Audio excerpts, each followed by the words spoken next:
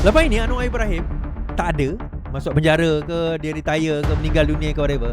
Siapa selepas ini?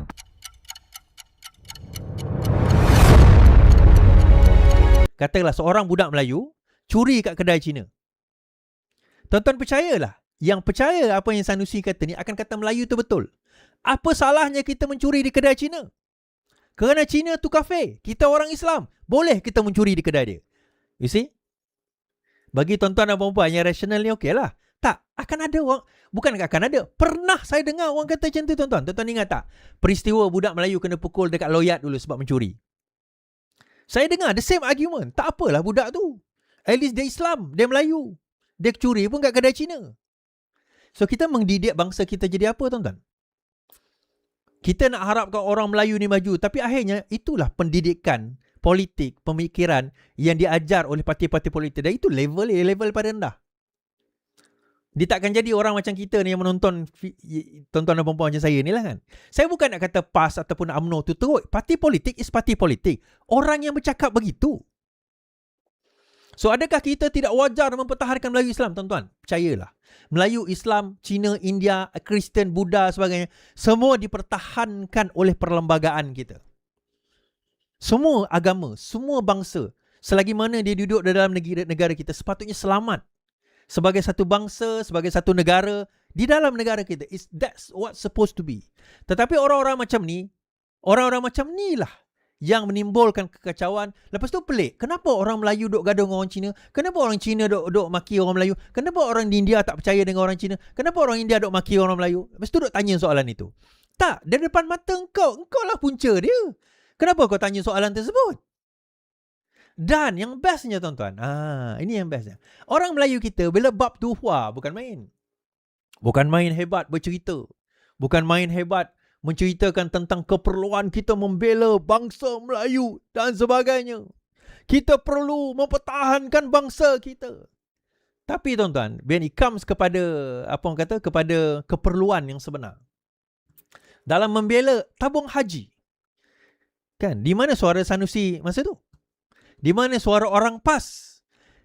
PAS masalah tabung haji ni, tuan-tuan, berpuas hati. Bukan setakat dia berpuas hati, dia siap fitnah lagi tentang tabung haji waktu dia diselamatkan dahulu. Baik, saya bawakan kenyataan 6 minit Rafizi. Tuan-tuan, kalau tuan-tuan tengok siaran ulangan, tuan-tuan boleh skip kalau dah pernah dengar. Dan saya akan ulas apa yang Rafizi sebut tentang perkara ini. Kita sama-sama dengar. RCI tabung haji. RCI tabung haji, semoga ada pengajaran. Yang Amat Berhormat Perdana Menteri Datuk Seri Anwar Ibrahim pada hari ini memberi bayangan bahawa laporan Suruhanjaya Diraja atau RCI mengenai tabung haji akan didedahkan dalam masa yang terdekat. Sementara saya mengalu-alukan tindakan ini, saya juga berhak menarik perhatian orang ramai kepada latar belakangnya. Kenapa isu laporan RCI ini keluar secara tiba-tiba?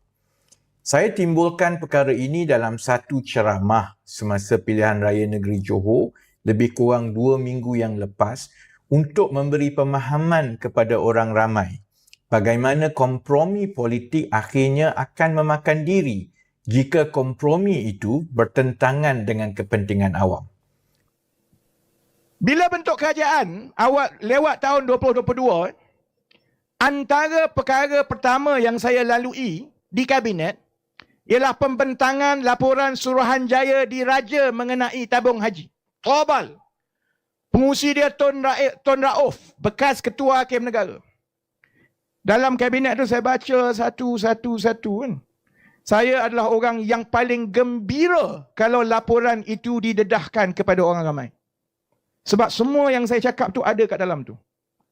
Supaya kalau ada lagi lah yang tak percaya soal macam mana tabung haji ni dirompak sampai jadi macam itu, biar dia baca sendiri daripada laporan Suruhanjaya Diraja mengenai tabung haji. Saya memang nak laporan itu keluar, tapi saya tak tahu apa yang berlaku. Kita boleh nampak UMNO semua tak nak laporan itu keluar. Sebab kalau laporan itu keluar, saya ingat sampai bila-bila UMNO cakap banyak sikit saja, orang rujuk kepada apa yang telah berlaku tabung haji. Yang malangnya Perdana Menteri pergi bersetuju dengan UMNO, jangan dedahkan. Sebab itu sampai sekarang tak dedah, saudara-saudari. Kalau laporan itu keluar dan saya harap satu hari sebelum saya mati, saya nak laporan Suruhanjaya tabung haji itu keluar supaya orang Melayu generasi akan datang nampak bagaimana kalau ada parti yang dia hanya menumpukan kepada kononnya pembangunan projek besar, tapi dia tak nak ubah budaya rasuah, budaya yang ada, akhirnya generasi akan datang akan menanggung hutang itu bertahun-tahun, seperti mana kita sekarang ini tanggung hutang 30 bilion tabung haji itu. Ada Khairi Jamaluddin bercakap, ada Zahid bercakap, ada On bercakap. Contoh yang paling baik ialah mengenai penyelewengan yang telah berlaku di dalam tabung haji sepanjang lebih sedekat akibat kelemahan tadbir urus di bawah Barisan Nasional yang kemudiannya disucikan oleh PAS atas nama Perpaduan Ummah. Walaupun tabung haji telah diselamatkan oleh pentadbiran Pakatan Harapan dalam tahun 2019, harga yang dibayar oleh rakyat adalah sangat tinggi.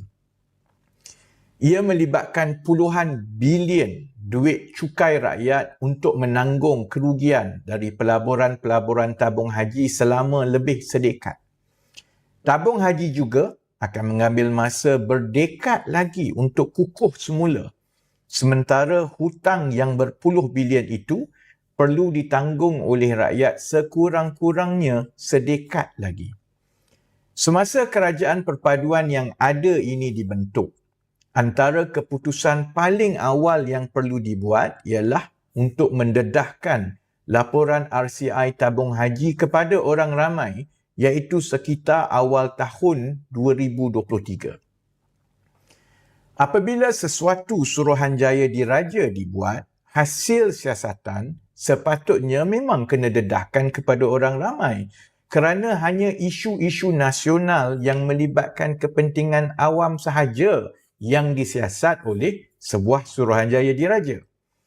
Laporan Suruhanjaya diraja mengenai tabung haji adalah sangat terperinci dan saya yakin ia akan menunjukkan bagaimana institusi itu rosak di bawah pentadbiran UMNO dahulu.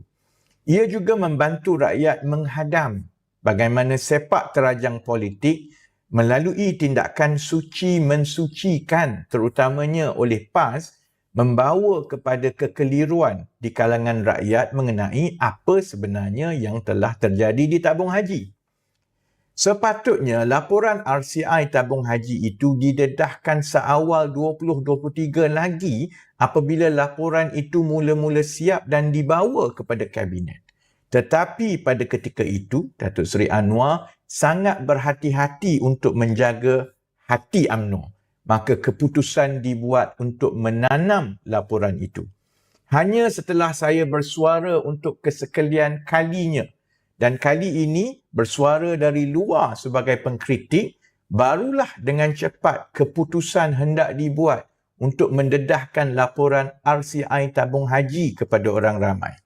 Saya adalah orang yang paling gembira apabila laporan RCI tabung haji ini akan didedahkan kerana ia membuktikan semua pendedahan yang saya telah buat antara 2015 hingga 2018 mengenai kedudukan kewangan tabung haji adalah benar. Tapi saya lebih gembira kalau ia didedahkan dengan niat untuk membawa kebenaran seawal 2023 lagi. Dan saya berdoa biarlah ada pengajaran kepada rakyat Malaysia dari episod-episod ini.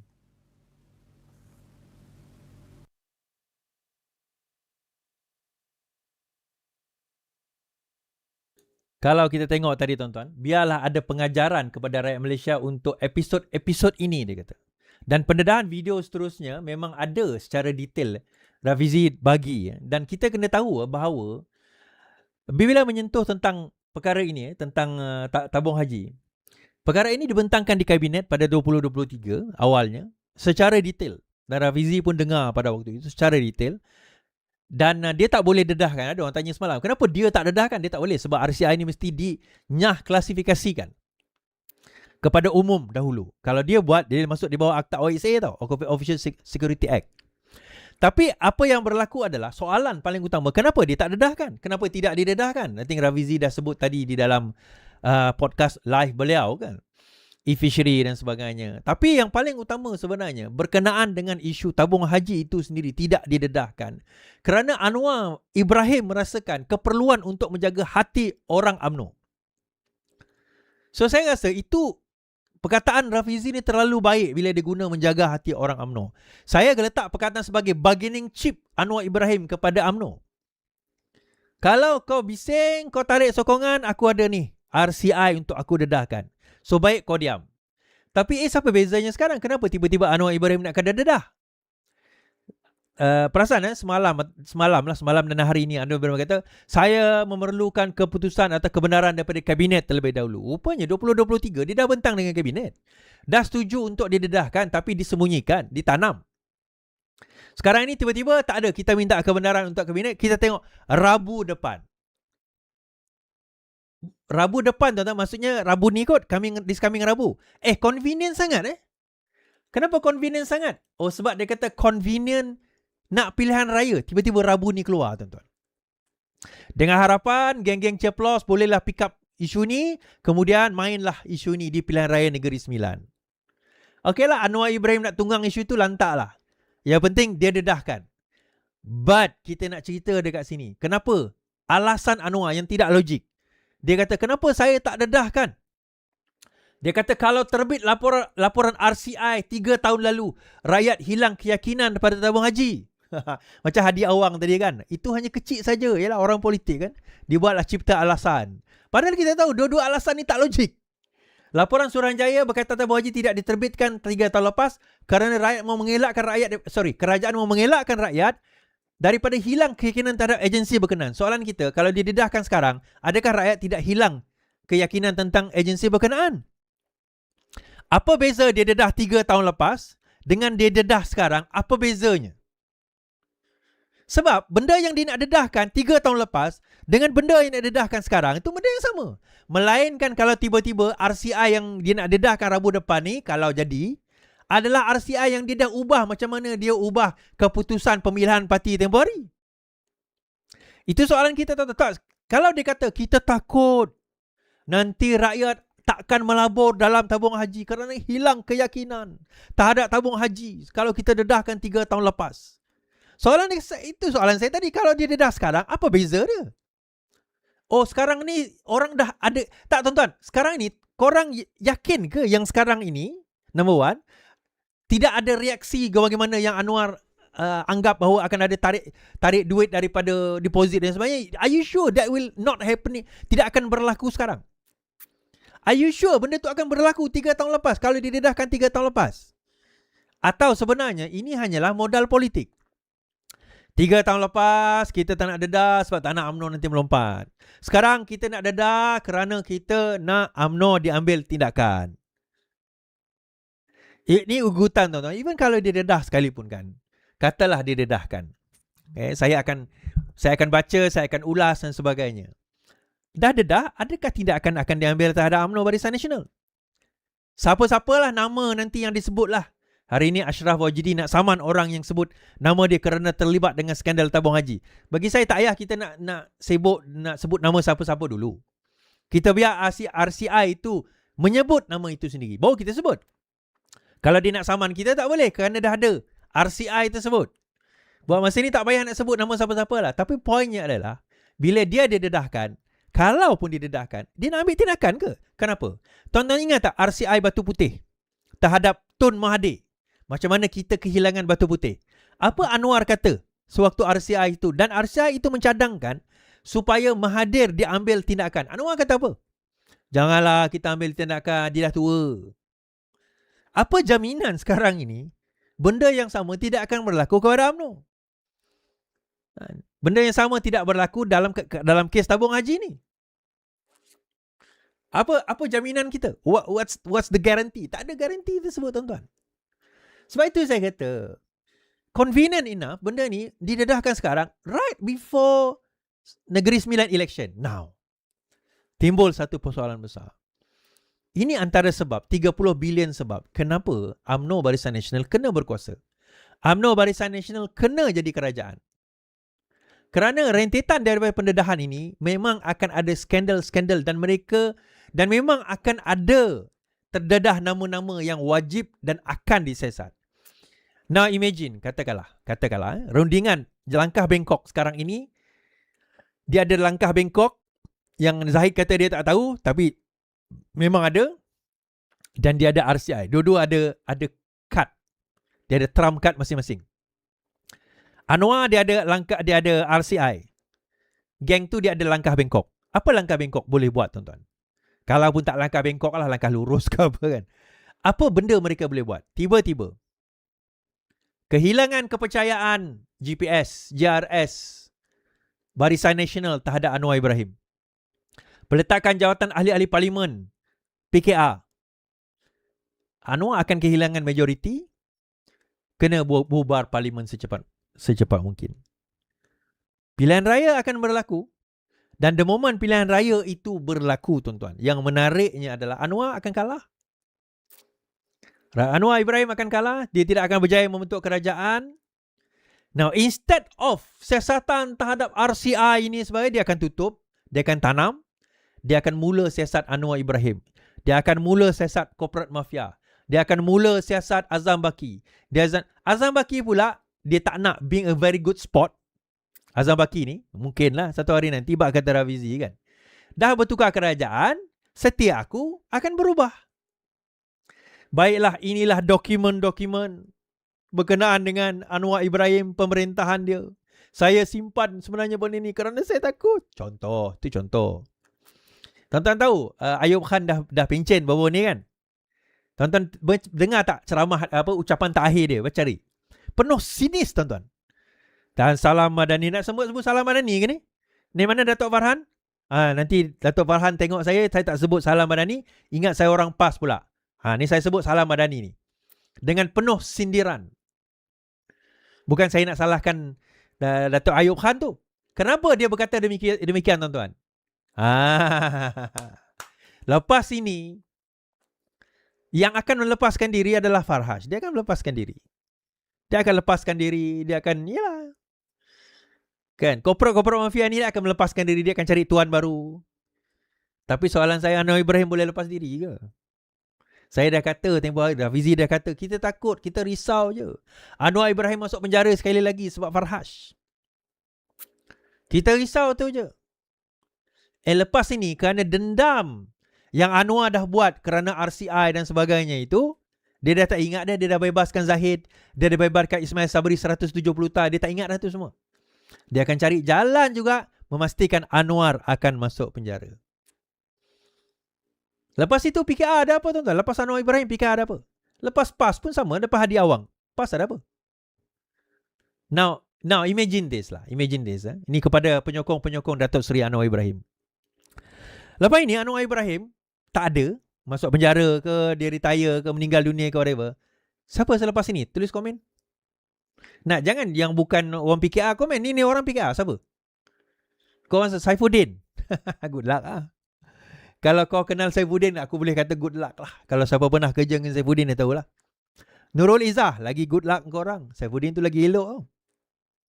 Siapa? Amir. Kan? Amir kan? Kan saya dah kata, welcome back Azmin. Welcome back Tian Chua. So orang-orang yang masih duduk dalam PKR sekarang ni, bila Iswardi berkata, dengarlah. Sorry lah kalau lepas ni orang dalam PKR dah habis dah berlaku tu semua, tiba-tiba kau nak lompat. Sorry lah. Sorry. So anda ada beberapa bulan saja lagi. Kalau